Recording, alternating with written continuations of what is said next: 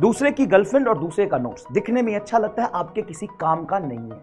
ये जो भी बच्चा फॉलो कर लिया ना, तुम अपने आप में 20 दिन में इंप्रूवमेंट देख सकते हो। साधु संत वाला जीवन जियो। जब आप लेक्चर देखेंगे तो सुनिए, आपको खुद का नोट्स बनाना है। दूसरे की गर्लफ्रेंड और दूसरे का नोट्स दिखने में अच्छा लगता है, आपके किसी काम का नहीं है। तो आप क्या करेंगे, आप खुद का नोट्स बनाएंगे। आप कह रहे सर हमारी तो राइटिंग ही खराब है। खराब तो तुम्हारा शकल भी है, तो इसको ढक के चलता है क्या? नहीं ना, तो कोई बात नहीं, खराब ही हैंड राइटिंग का बनाओ, लेकिन अपना नोट्स बनाओ। जितना बेटा अपना नोट्स बनाओगे, देखो स्पून फीडिंग जितना करा दिया जाए ना एग्जाम में बेटा, उतना दिक्कत आएगा। हाँ, हम तुम्हें शॉर्ट नोट्स दे देंगे, हम तुम्हें हैंड रिटेन नोट्स दे देंगे, हम तुमको माइंड मैप दे देंगे, क्या होगा? तुम उसको लास्ट टाइम पे रिवाइज कर लोगे बहुत इफिशिएंटली? नहीं, तुम लो सब कुछ, उसके हेल्प से शॉर्ट नोट्स बनाओ, लेकिन बनाओ अपना नोट्स, अपना बनाओ। अब यहां पे दो तरह के बच्चे आएंगे, लास्ट ईयर के बच्चे, लक्ष्य के भी बच्चे होंगे, यकीन के भी कुछ बच्चे होंगे और कुछ नए बच्चे होंगे। अब ध्यान से सुनिए, जो एकदम न्यू स्टूडेंट है, क्या है? एकदम ही न्यू स्टूडेंट है, न्यू स्टूडेंट उनको, और एक है ओल्ड स्टूडेंट।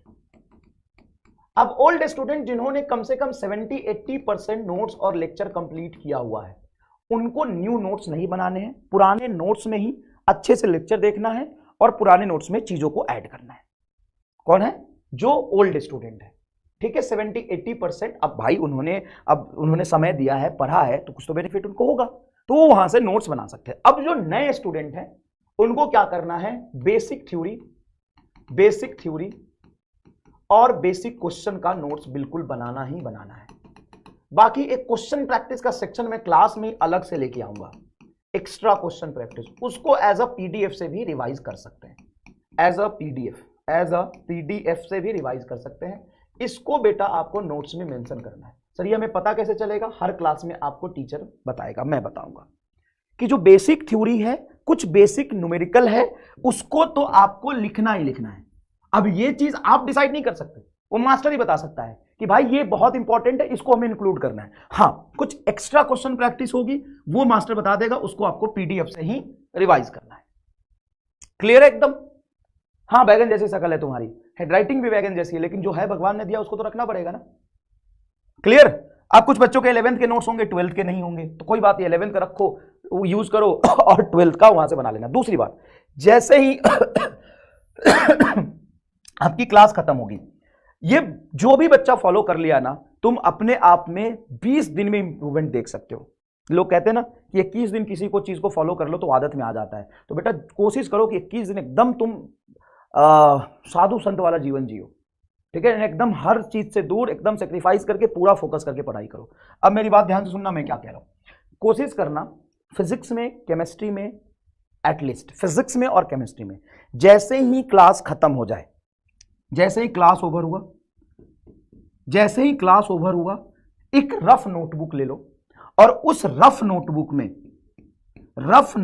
में जितने भी थ्योरी, फॉर्मूले, special case, limitation, definition teacher ने पढ़ाया है, उसको लिखो एकदम ब्लैंक पेज पे। उस समय ना तो आपका शॉर्ट नोट्स खुला होना चाहिए, नहीं तो वीडियो खुला होना चाहिए। बेटा मेहनत लगेगी, बहुत मेहनत लगेगी, और ये तो आपको करना ही है, ये तो आपको करना ही है। बहुत सारे बच्चों का मैसेज आया मेरे पास, सर इस चीज को फॉलो किया, हमें फॉर्मूला याद रहने लग गया। हमें क्या हुआ? फॉर्मूला याद रहने लग गया। तो आपको क्या करना है, ध्यान से सुनिएगा, आपको क्या करना है कि क्लास ओवर होने के बाद रफ नोटबुक में उस क्लास में जो थ्योरी, कंसेप्ट, फॉर्मूला पढ़ाया गया है, उसको क्या करना है? लिखना है, रफ में लिखना है। सर 2 ही चीज याद आया, कोई बात नहीं, क्लास नोट्स देख लो, फिर 10 चीज जो पढ़ाई है वो लिखो। धीरे धीरे ये आदत आपके अंदर डेवलप होगी, धीरे धीरे ये आदत आपके अंदर डेवलप होगी। डाउट आपको रेगुलर पूछना है, लेकिन रिलेवेंट डाउट होने चाहिए। डाउट जो आए वो पूछ लिया करो, क्लास में और क्लास के बाद। रिलेवेंट डाउट हमेशा डिस्कस होता है, समझ में आया? रिलेवेंट डाउट हमेशा डिस्कस होता है। अच्छा, कई बार क्या होता है कि आपको डाउट आया, आपको कोई डाउट आया तो तुरंत से नहीं पूछना चाहिए, एक बार को तो आपको क्या करना चाहिए कि जो वीडियो लेक्चर है वहां पे जाके आप उस सेक्शन में जो टीचर पढ़ा रहा है उसको एक बार देख लो, उसको एक बार देख लो, और उसको देखने के बाद तुम्हारा 90% डाउट क्लियर हो जाए। कई बार बच्चा क्या करता है, ठीक से सुनता नहीं, उसको डाउट आता है और फिर वो पूछने लग जाता है। जरूरी नहीं है, तुम दोबारा उस वीडियो लेक्चर को जाके देखो तो सही, तुम्हारा डाउट वहीं पे क्लियर हो जाएगा। अब क्या है कि सॉल्व क्वेश्चन फ्रॉम मॉड्यूल और क्लास नोट्स। आपको प्रैक्टिस करनी है। क्लास नोट्स में जितना सवाल कराया जाता है, डीपीपी में सवाल कराया जाता है, वो कर लीजिए, वो पहला स्टेप है। देखो क्या क्या करना चाहिए, ये सही सवाल नहीं, सही सवाल है कि तुम कितना कर पा रहे हो और सीक्वेंस में आगे बढ़ना चाहिए। तो सीक्वेंस में सबसे पहले आता है बेटा क्लास नोट्स। क्लास नोट्स के सारे सवाल अगर आपने कर लिए तो डीपीपी मैंडेटरी है, ये तो करना ही चाहिए आपको। उसके बाद डीपीपी कर लिया, इतना सफिशिएंट है। लेकिन फिर भी आपको टाइम मिलता है तो आप मॉड्यूल से क्वेश्चन प्रैक्टिस कर सकते हैं, ठीक है। डीपीपी सॉल्व करके, और डीपीपी जैसे आप सॉल्व कर लेते हैं, डीपीपी सॉल्व करने के बाद डीपीपी का सॉल्यूशन आएगा, वहां से चीजें देख लीजिए, आपका डाउट क्लियर हो जाएगा, ठीक है। तो मॉड्यूल मैंडेटरी नहीं है, लेकिन अगर क्लास नोट्स पूरा हो गया, भाई बहुत सारे सवाल कर लिए, डीपीपी से प्रैक्टिस हो गई, फिर भी आपके पास टाइम बच रहा है, तो मॉड्यूल आपका सिलेक्शन इसी से हो जाएगा।